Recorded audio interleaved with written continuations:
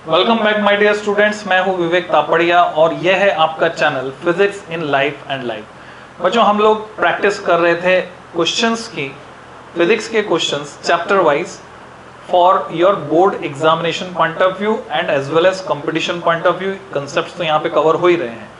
अब चाहे आपका एमपी बोर्ड हो जहाँ पे सभी तरह के क्वेश्चन आते हैं, मैच द कॉलम भी आता है, फिल इन द ब्लैंक भी आता है, और सीबीएसई में एक्सपेक्टेड है, हम एक्सपेक्ट कर रहे हैं 31 अगस्त से पहले सैम्पल पेपर इशू कर देगा सीबीएसई, और उसमें एक्सपेक्ट कर रहे हैं कि ये जो आपके केस स्टडी बेस्ड क्वेश्चन है, एआर क्वेश्चन है, एमसीक्यू हैं, उसके अलावा हमें फिल इन द ब्लैंक भी मिलने चाहिए और मैच द कॉलम भी मिलने चाहिए। और नहीं भी मिलते हैं तो कंसेप्ट तो सारे के सारे यही हैं। So let's practice all types of questions. तो डिफरेंट बोर्ड्स के लिए इंक्लूडिंग सीबीएसई ये सब रिलेवेंट मटेरियल है and you must practice it, और ये यहीं पे तैयार हो जाएगा इसके साथ ही आपके। So true false type question इससे पहले मैं डिस्कस कर चुका हूं बच्चों, एमसीक्यू और fill in the blank. Objective question हम डिस्कस कर रहे थे, तो उसी सीरीज में हम आगे चल रहे हैं। इलेक्ट्रोस्टैटिक्स चैप्टर से इलेक्ट्रिक चार्जेस एंड फील्ड्स, इस सब पार्ट से, यानी फर्स्ट चैप्टर 1 से न्यू पैटर्न टर्म 1 के हिसाब से सीबीएसई में, और बाकी बोर्ड में उनके फाइनल एग्जाम के हिसाब से ये चैप्टर वाइज एक्सरसाइज है। Session 21, 22 and onwards. डिस्कशन कौन कर रहा है? ऑब्वियसली मैं कर रहा हूँ, teaching since 1992। So let's start this exercise. पहला सवाल है बच्चों, ट्रू फॉल्स क्वेश्चंस में, two identical metallic spheres of exactly equal masses, है ना, दो आइडेंटिकल मेटल स्फीयर हैं, दोनों का मास एग्जैक्टली सेम है, आर टेकन। तो विजुलाइज कीजिए सिचुएशन को। One is given A positive charge Q coulomb. अब ये जो ऐसा लिखा है कैपिटल Q इज ओके, और ये कूलम जो है ये C नहीं होना चाहिए, it should be small c, क्योंकि साइंटिस्ट कूलम के नाम पर यूनिट है। एंड, और अच्छा यूनिट में प्लूरल नहीं होता, ये मैंने जानबूझ के लिखा है आपको ये बताने के लिए कि ऐसे लिखना गलत होता है ना। तो सही क्या है? Q कूलम, या फिर हम लिखेंगे simply Q capital C itself, ये इतना काफी है। And the other an equal negative charge, यानी एक के पास प्लस Q एक के पास माइनस Q है, there masses after charging are different. ये एक स्टेटमेंट है कि उनके मासेस चार्ज हो जाने के बाद अलग अलग होंगे, डिफरेंट होंगे। शुरू में मास सेम थे। क्या आप इससे इत्तेफाक रखते हो? यानी do you agree with this statement? If you agree then इसका आंसर होगा ट्रू, और अगर आप एग्री नहीं करते, आप कहते कि नहीं मासेस सेम होंगे, तो हम बोलेंगे फॉल्स। तो जो भी आंसर है, ये फास्ट एक्सरसाइज करने वाले हम।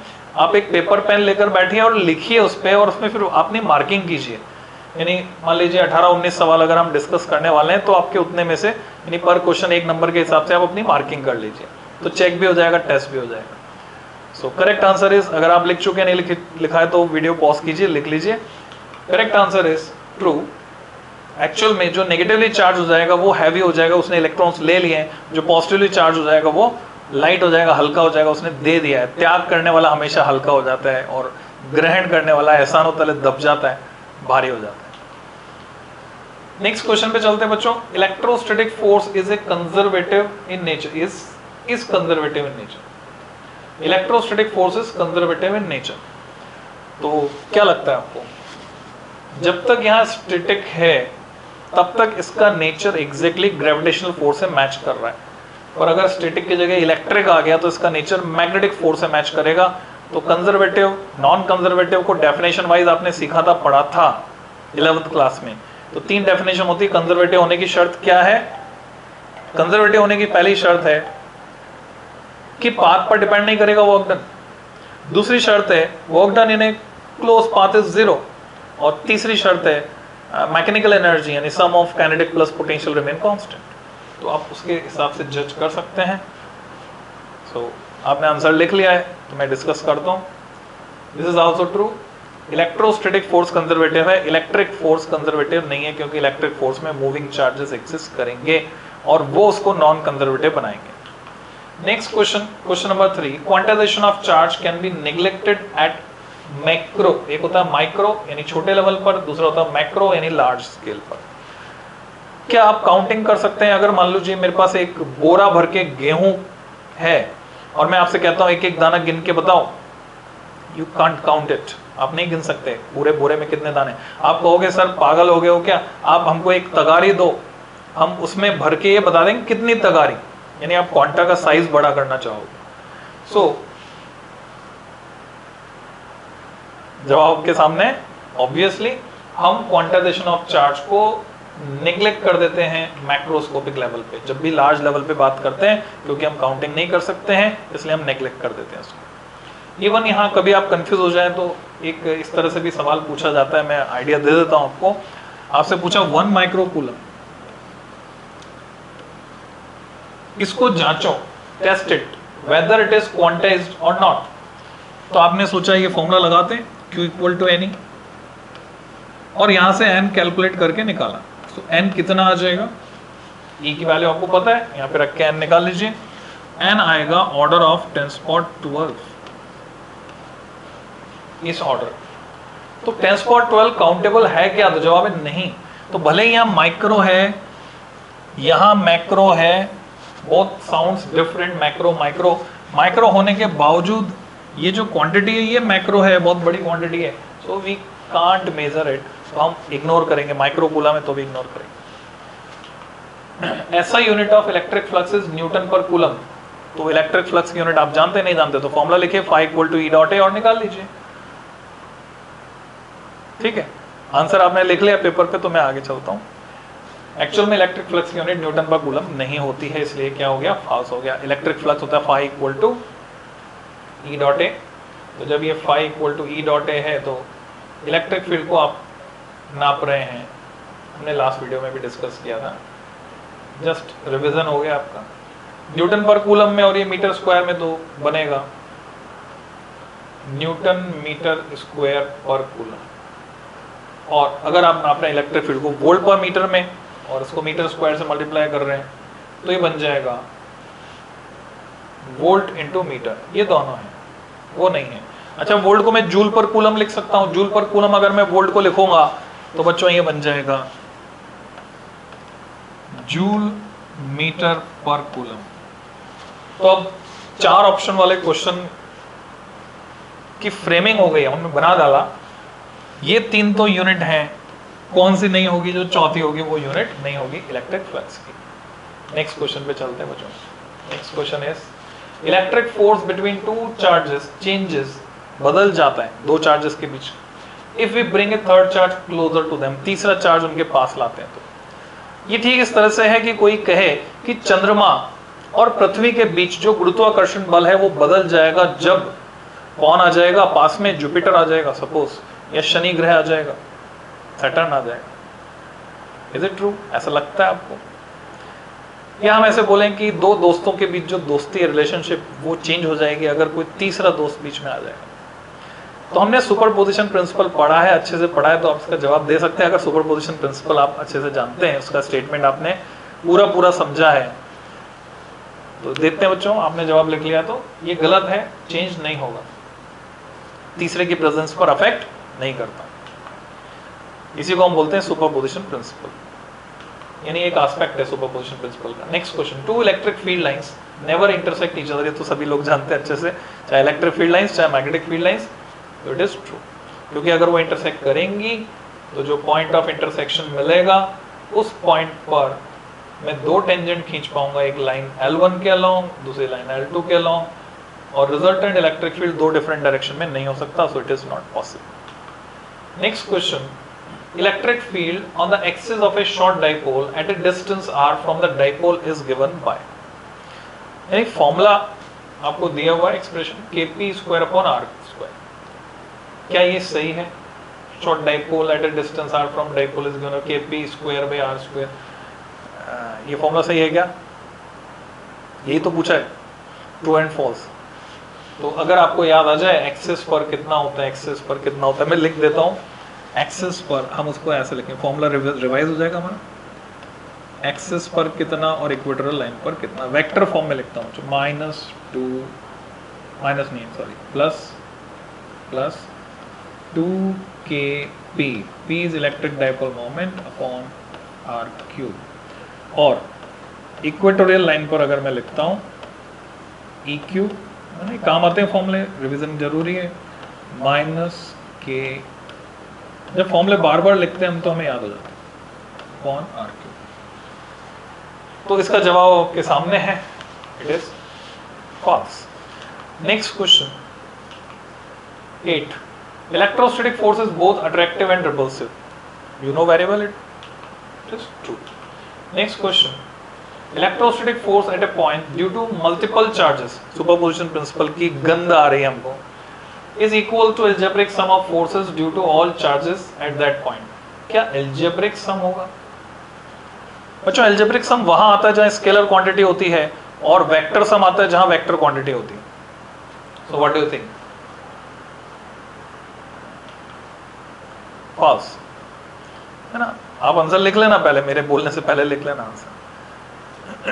आपको सिर्फ एफ लिखना काफी है, एफ लिखेंगे तो फॉल्स है, पूरा लिखने की जरूरत, आप बोलो आप फॉल्स लिखने में हमें टाइम लगेगा, क्या टाइम लगना है, एफ और टी लिखना।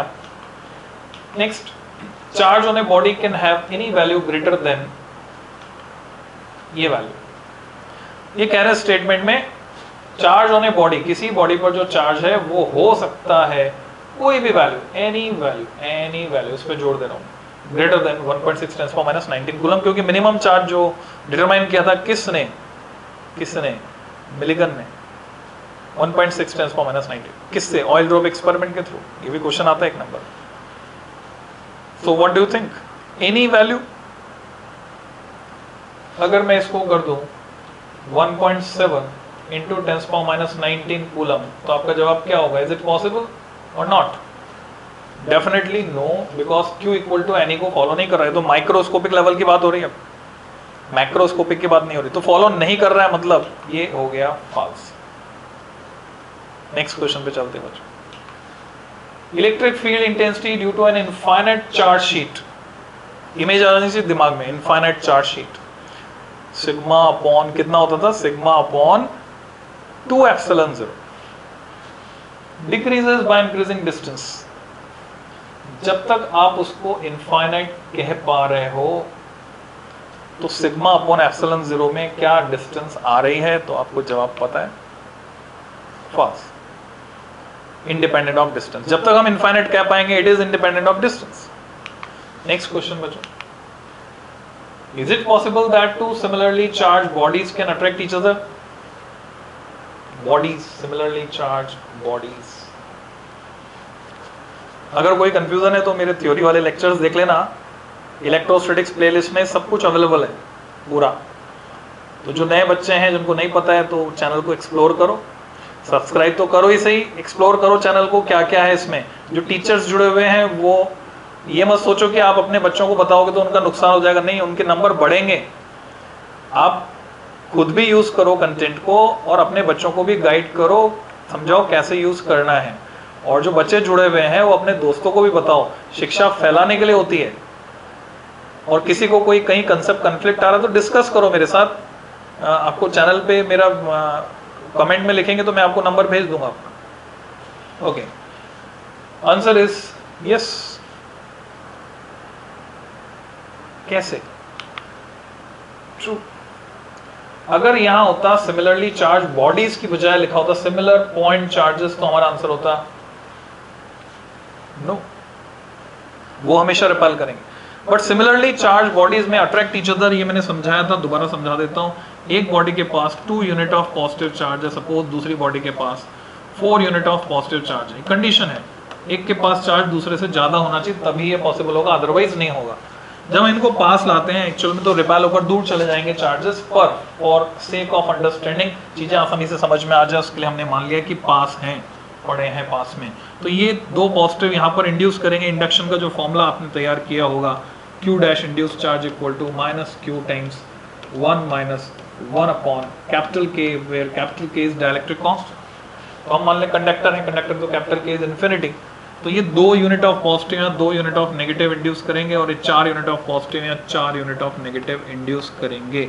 ये 2 नेगेटिव इलेक्ट्रॉन जहां से खींच के आए हैं वहां बचेंगे 2 पॉजिटिव, और ये 2 पॉजिटिव 2 नेगेटिव का इफेक्ट खत्म कर देंगे, कैंसिल कर देंगे इनका असर। ये 2 पॉजिटिव 2 नेगेटिव का असर खत्म कर देंगे। जहां ये से ये 4 नेगेटिव खींच कर आए वहां बचेंगे 4 पॉजिटिव, जगह कम है इसलिए मैं बाहर बना देता हूं। अब ओवरऑल इफेक्ट हमें क्या देखने को मिल रहा है, दो नेगेटिव दो पॉजिटिव जो पास पास है उनके बीच है अट्रैक्शन, इनके बीच की दूरी कम है। चार पॉजिटिव दो पॉजिटिव जो दूर दूर हैं इनके बीच है repulsion, and this force is inversely proportional to r square, you know very well. तो आपके बात समझ में आ गई होगी कि रिपल्शन का फोर्स छोटा पड़ जाएगा, F R means force of repulsion will be less than force of attraction because of this distance. Similarly charged bodies may attract each other, although two similar point charges must repel each other। हाँ, इस sentence पे गौर करना, focus करना sentence पे, समझना।